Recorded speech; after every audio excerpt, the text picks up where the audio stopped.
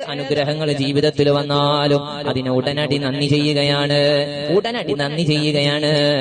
ഏത് മുസീബത്ത് വന്നാലും അതിലും ക്ഷമിക്കുകയാണ്. പരാതി പറയൂല, ആരെയും വിഷമിപ്പിക്കൂല, അള്ളാന്റെ വിധിയെ പഴിക്കൂല, കുറ്റപ്പെടുത്തൂല. എന്റെ റബ്ബ് എനിക്ക് വിധിച്ചതാണ്. നന്മയാണോ അൽഹംദുലില്ലാ, പ്രയാസമാണോ അൽഹംദുലില്ലാ, എല്ലാം നല്ലതിനാണ്. അതേ മുഅ്മിനായ മനുഷ്യന്റെ ക്വാളിറ്റി അങ്ങനെയല്ലേ?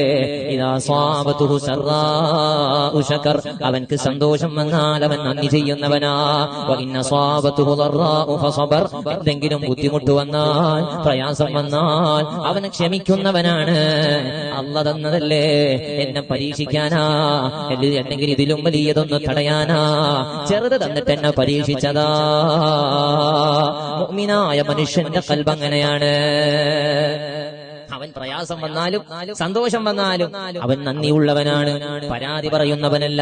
എന്നെ കേൾക്കുന്ന ഉമ്മമാരെ, ഓ എന്റെ സഹോദരങ്ങളെ, അള്ളാഹുവിന്റെ വിധിയെ പഴിക്കരുത്, കുറ്റപ്പെടുത്തി നമ്മൾ സംസാരിക്കരുത്.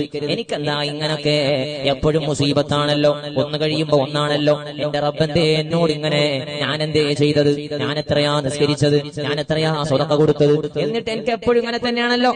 കുറ്റപ്പെടുത്തിയുള്ള സംസാരം വേണ്ട.